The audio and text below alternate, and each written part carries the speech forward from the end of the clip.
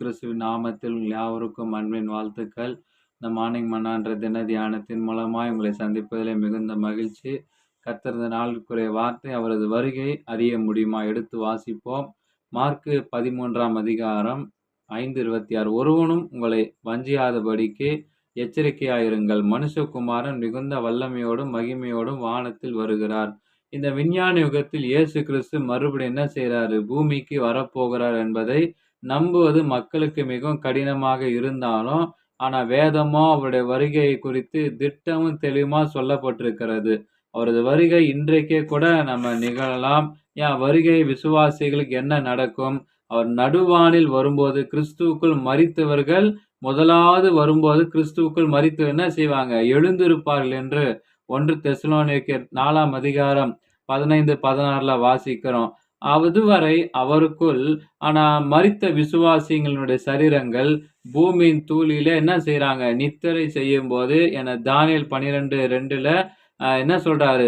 வசனம் சொல்லுகிறார். அது எடுத்த பிறகுதான் 2வது என்ன சொல்றாரு? இப்படி மரித்தவர்கள் எடுத்த பிறகுதான் உயிரோடு இருக்கிற அந்த விசுவாசிகளுடைய சரீரம் இந்த கிறிஸ்துவினுடைய சரீரத்துக்கு ஒப்பாக மாற்றப்படும். அதாவது அவருடைய நன்மைக்கு இப்போது இருக்கும் மாம்ச சரீரம் அப்பொழுது என்ன செய்கிறதா? மகிமை சரீரமாகிய மாற்றப்படும் என பிலிப்பியர்ல 3:21ல நான் வாசிக்கிறோம். அதாவது நம்முடைய அற்பமான அந்த சரீரம் பார்த்தீங்கன்னா கொப்பாக மறுரூபமாக்கப்படும் என்று கூறுகிறது.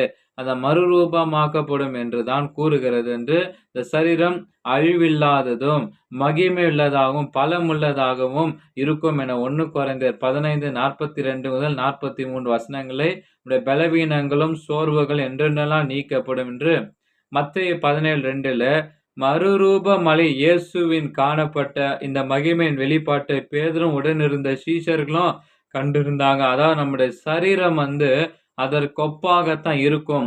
அன்பு நண்பர்களே, அவருடைய வருகையை குறித்த பல தவறான எண்ணங்களும் போதனைகளும் இன்னும் இருக்கத்தான் செய்கிறது. ஆனா அவற்றை தனிப்பட்ட முறையில் அறிந்திருக்கிற ஒரு நமக்கோ அவருடைய வருகையினுடைய பயத்தை கொண்டு வருவதற்கோ இல்லாம புது ரூப மகிழ்ச்சியுடன் கிறிஸ்துவுடனும் கூடுவதா இருக்கும்.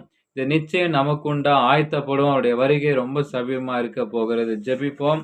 தேவனே, ஆண்டவர் இயேசுவின் வருகை அதையொட்டிய நிகழ்வுகளை இந்த உலகம் நம்ப மறுத்தாலும் நான் அசதியிராமல் அவருடைய வருகைக்கு ஆயத்தமாக எனக்கு உதவி செய்யும். இந்த மகிமை நாளிலே மகிழ்ந்து களிக்கூற ஆவலுடன் காத்திருக்கிறேன்.